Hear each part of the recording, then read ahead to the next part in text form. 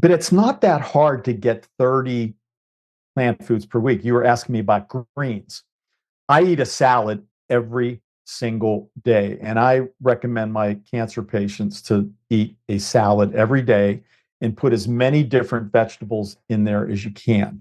One of the things I did, I started it about 2 months ago. My wife passed away 6 months ago in a bicycle accident, and she used to make a salad for me every night. And now I'm like I'm running the household and going through grief and all this other stuff. So I had to figure out a way, like, how can I like save time? So I made a video. I put it on my Instagram site, Cancer Veggie Doc. I go to Whole Foods every Monday, and then I take everything that's chopped up. I take all the broccoli, the cauliflower, the celery, the peas, the corn, the lima beans, the black beans, the quinoa, like whatever's on there. But I don't take the lettuce. I buy that separately in a separate container because that gets all wilty if you stick it in this mason jar, like I'm going to tell you. So I get all this. I fill the whole thing up to the top, and then I buy it, and then I take it home and I put it into a giant bowl.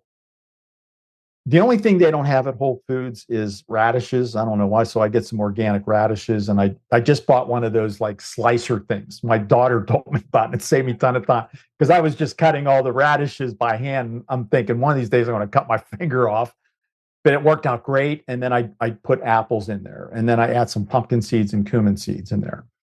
And then I basically mix it all up, and then I put them into 12-ounce mason jars. And I usually can get 6 of those filled up. And I put the cap on, I put it in the refrigerator. And those things stay because there's not a lot of air in there, so they don't get wilted or anything like that. So what I do is when I make a salad, I get the greens, mixed greens or power greens, whatever that I get pre-washed from Whole Foods, or you can get them anywhere. They can sell at Walmart. Put those in, then I put my salad prep, I put it over it. And there's at least 20 different vegetables in that little mason jar. Nice and crunchy too, isn't it? Oh yeah. So I pour it on there. Then I add, I always get some broccoli microgreens because the microgreens have a lot more sulforaphane, which is a very potent anti-cancer phytonutrient than just plain broccoli. So I always put that on there. I throw some olives on there, some peppercini and lupini beans. And one of the reasons I do lupini beans, there's a really good study in one of the journals that compared 10 different beans and their activity against these metalloproteinases, which are they're enzymes that are released by the cancer cells. Like collagenase is one of them. And what it does is it breaks away the outer layer surrounding the cancer cell, and it really allows it to spread these matrix proteinases.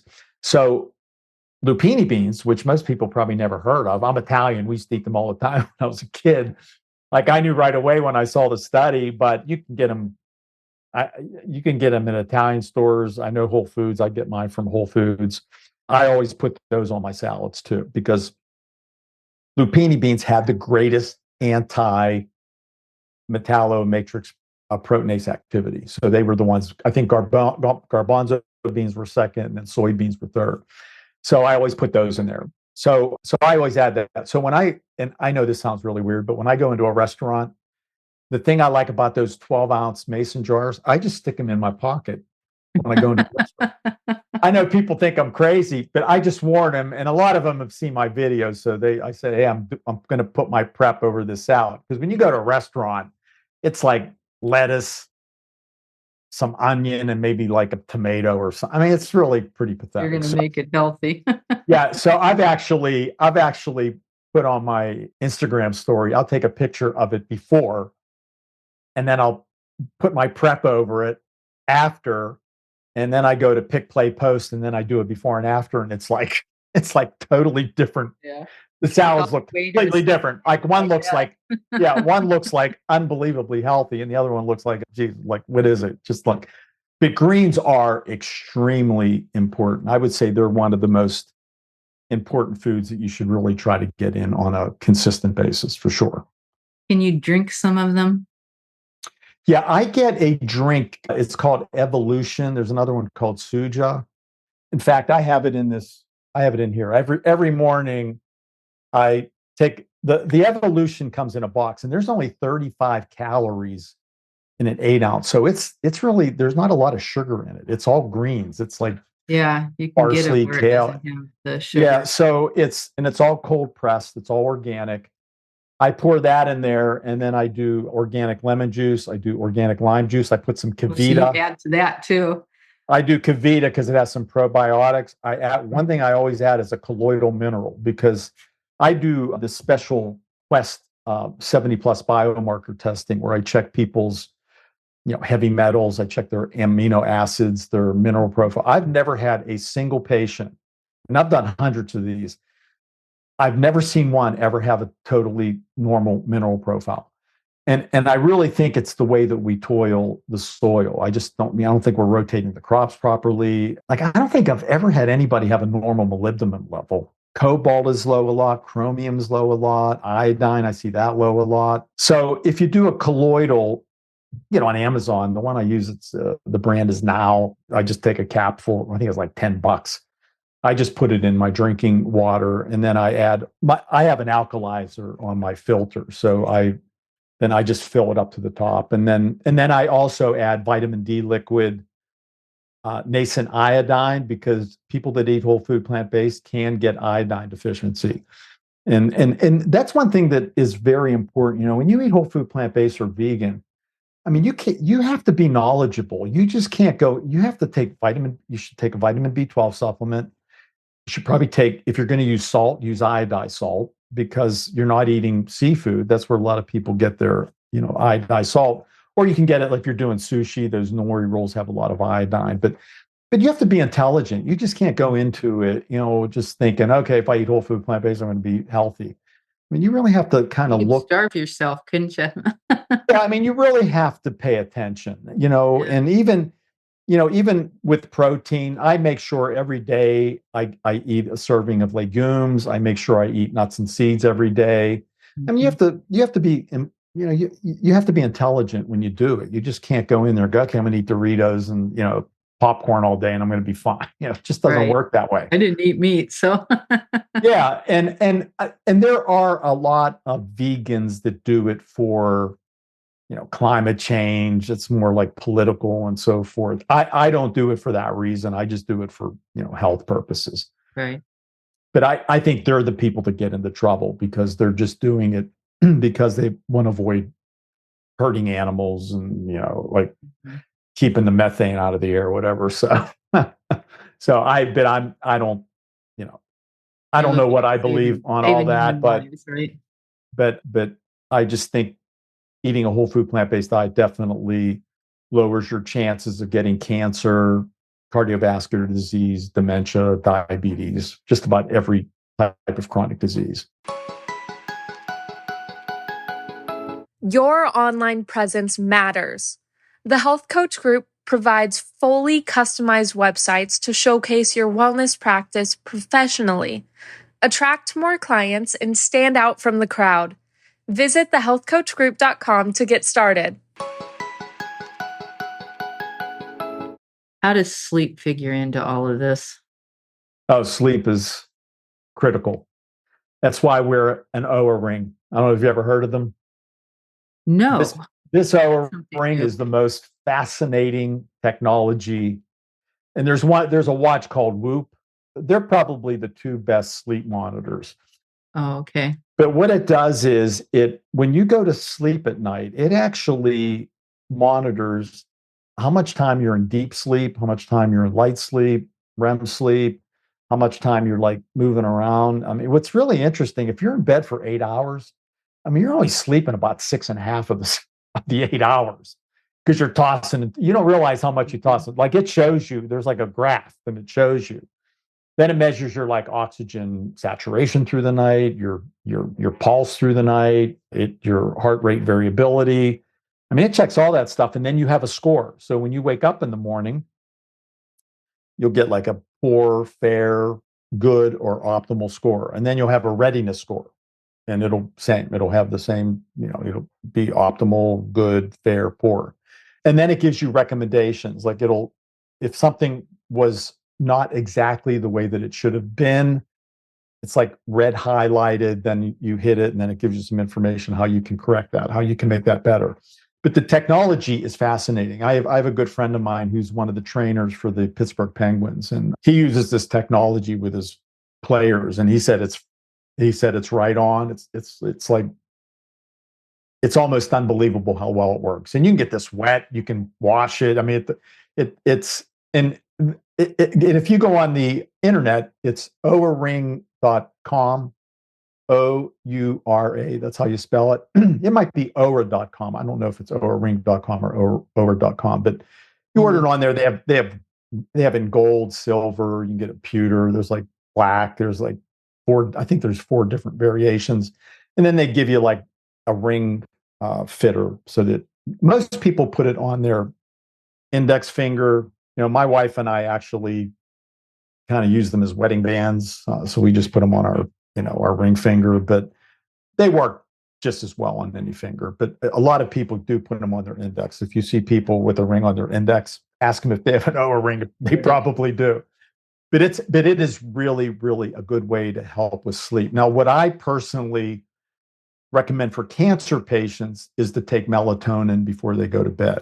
And I will tell you, when I have stage 4 patients, I mean, I put them on 60 milligrams of melatonin 4 times a day.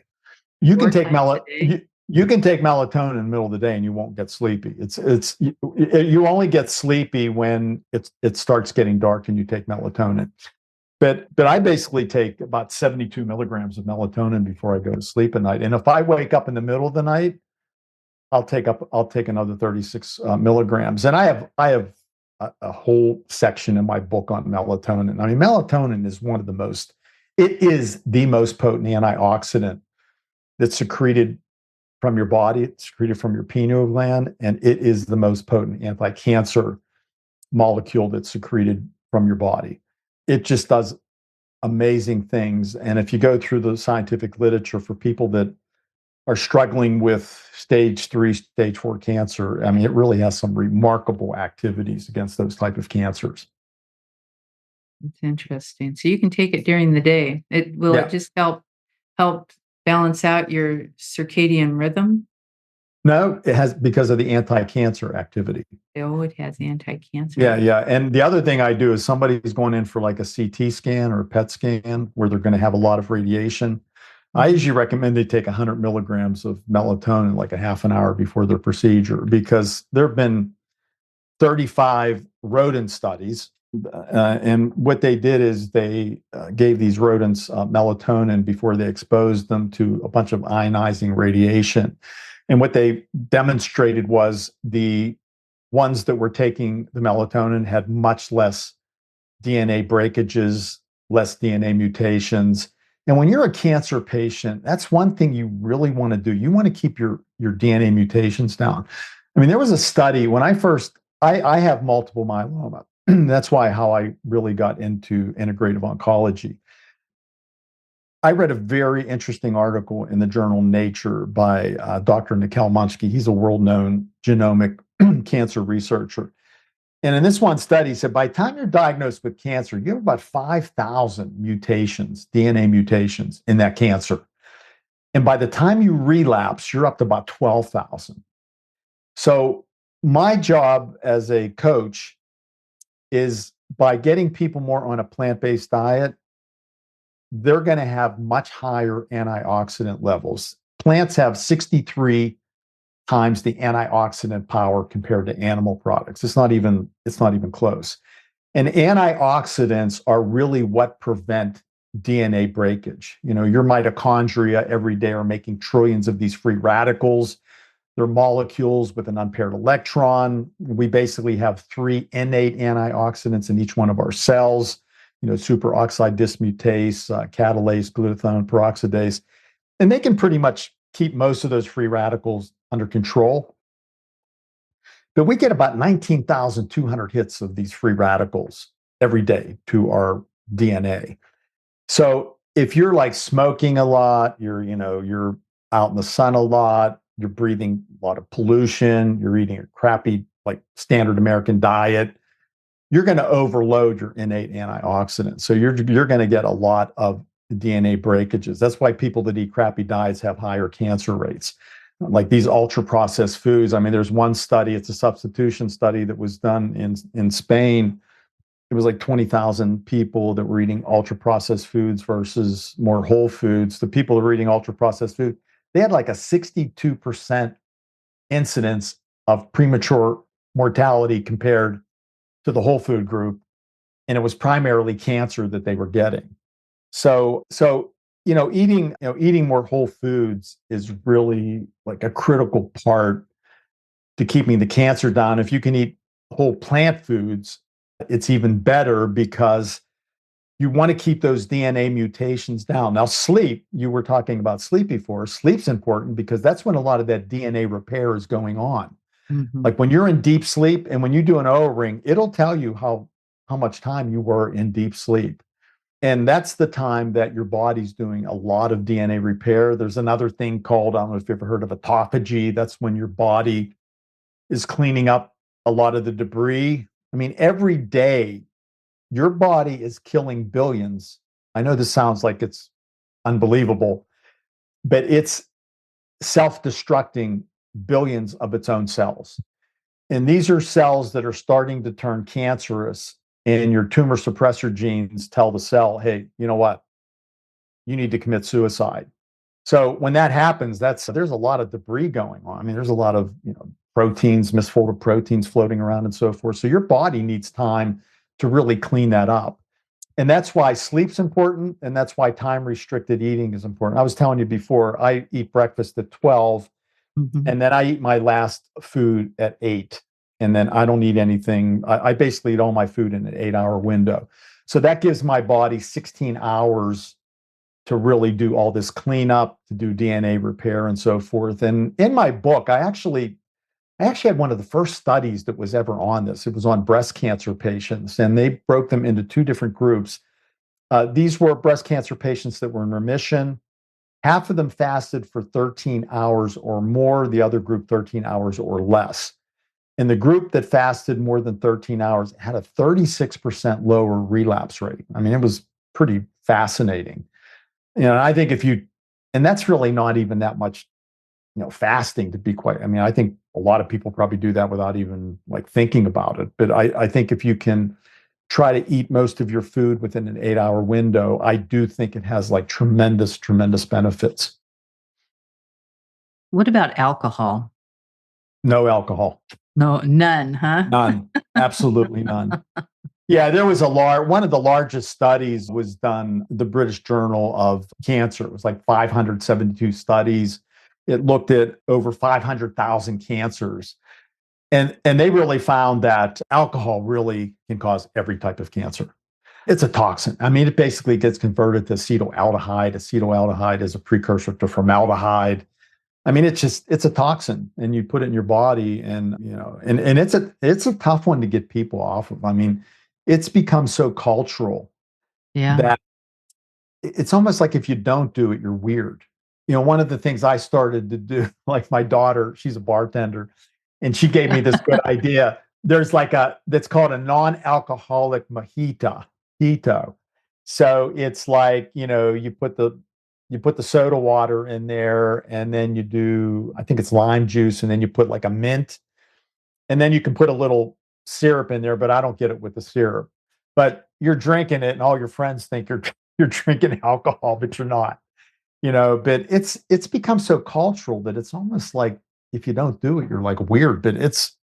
And as far as breast cancer, I mean, they've shown that even very moderate, even a couple drinks a week increases your chances of breast cancer by about 15%. And then for every drink on top of that, I think it's another 10% it adds on to the 15%. So, I mean, we know that alcohol absolutely increases your risk of just about every kind of cancer, especially hormonal cancers like breast cancer.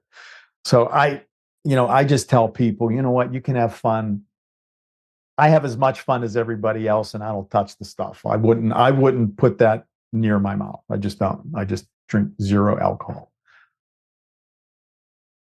I could probably go on for another hour and I think you probably could too, but we've gone over our time.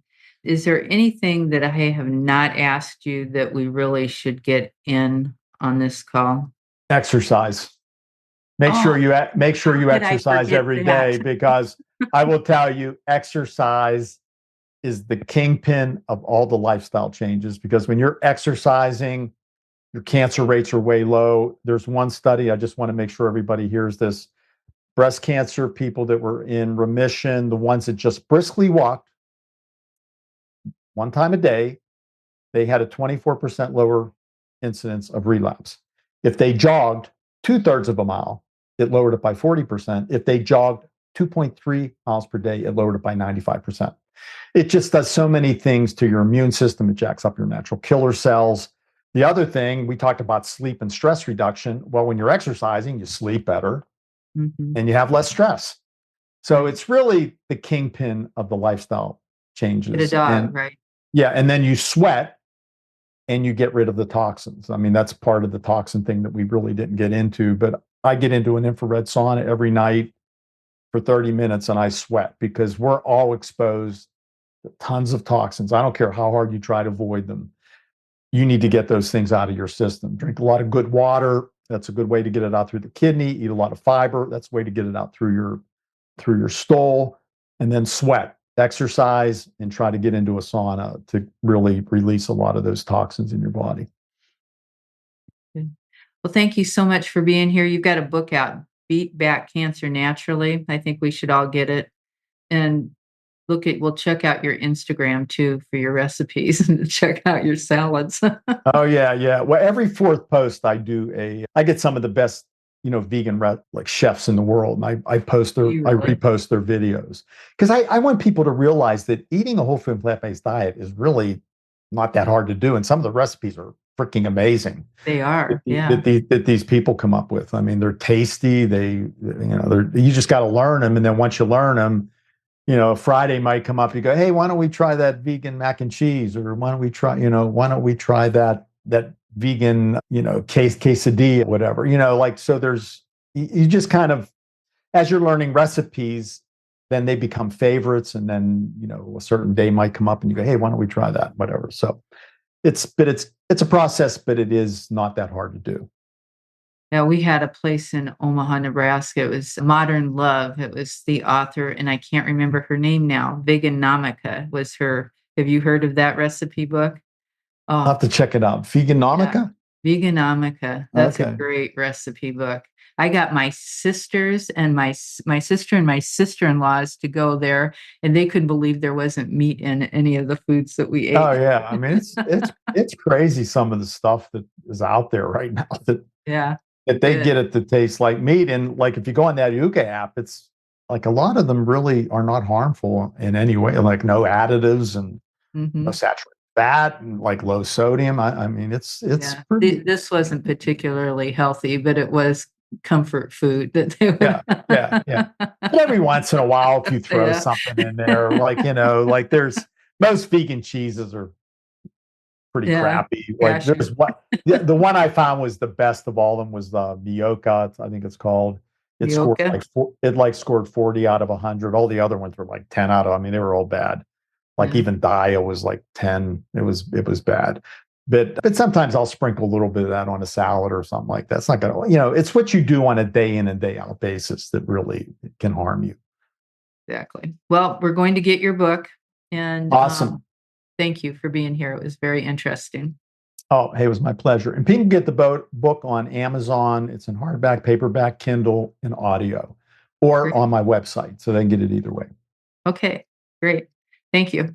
Awesome. It was fun being here. Thanks for listening to the show. If you liked what you heard, please give us a 5-star rating or review on iTunes.